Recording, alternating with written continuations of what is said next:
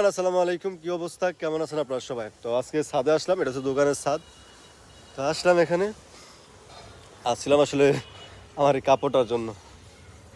এই কাপড়টার জন্য মূলত আসছিলাম, কিন্তু আয়সা দেখি এটা ছাদে পড়ে আছে, নিচে ফ্লোরে পড়েছিল, কিন্তু বালু আছে। আর এ হচ্ছে মেইন রোড, পাশে হচ্ছে মেইন রোড।